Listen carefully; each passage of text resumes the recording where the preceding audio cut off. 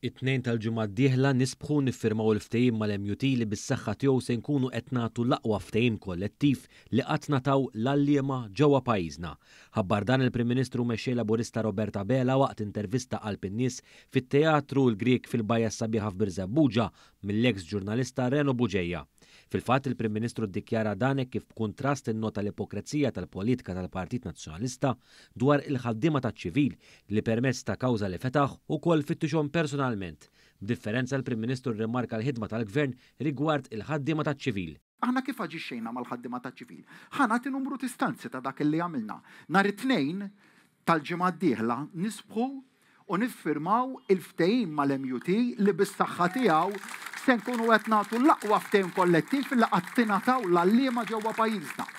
Qablu għamilna dak tal-infermiera, qablu għamilna dak tal-pulizija, ġifieri il-qatna saħħa, edukazzjoni, il-qatna sigurtà, dak huwa l-mod kif nittrattaw maċ-ċivil aħna.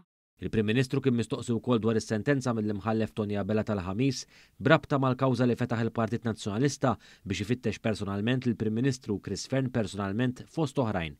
Filwaqt li Dr. Abela fakkar kif fil-konfront tiegħu l-Awditur Ġenerali ma sab xejn, mill-ġdid irrimarka kif Bernard Grech wettaq ir-reat ta' sperġur e kif ħalef il-falz fir-rikors li ressaq u li ġie miċħud mill-qorti.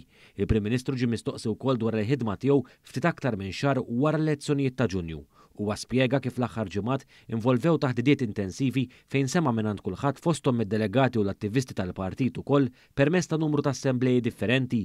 Intant il-Prim Ministru indirizza wkoll mistoqsijiet dwar l-isfidi li jġib miegħu tkabbir ekonomiku billi rimarka l-kuntrast ewlieni tas-sitwazzjoni bħalissa f'pajjiżna meta kkumparat ma' qabel 2013. Fost oħrajn il-Prim Ministru tenna kif l-aħħar ġimgħat iddaħħal qafas regolatorju fil-konfront tat-temping agencies li inkludi fost oħrajn proċessi ta' skrutinju rigorużi.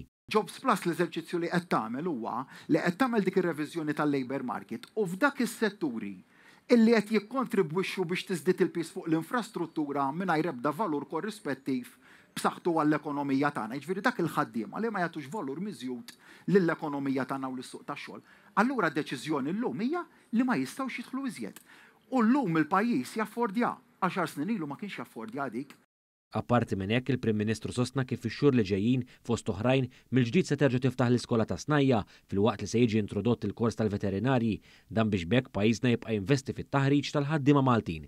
Dr. Abela wieġeb ukoll mistoqsijiet dwar infurzar brabta ma' siġġijiet u mwejjed eċċessivi ta' stabbilimenti fit-toroq filwaqt li assigura li l-attitudni ta' cowboys mhux ħadd tiġi tollerata. U l-komunità tan-negozju tittifhem li dan mhuwiex witch hunt kontra tagħha, anzi huwa kwistjoni li tiġi ripristinata il-kwistjoni ta' bilanċ bejn id-dritt tan-negozju li jopera u jaqla l-profitti leġittimi tiegħu għad-dritt taċ-ċittadin li għandek dritt inti tkun għaddej minn triq u timxi jekk għandek tarbija u għandek pusher. Xiġifieri ma tistax tgħaddi għax hemm eċċess ta' mwejjed u siġġijiet. Mela b'azzjoni konkreta dak li ġara fi Pjazza ta' San Ġorġ il-poplu se jkun jista' jiġġudikana għax se jkun qed jara dak l-eżerċizzju jestendi f'lokalitajiet oħrajn.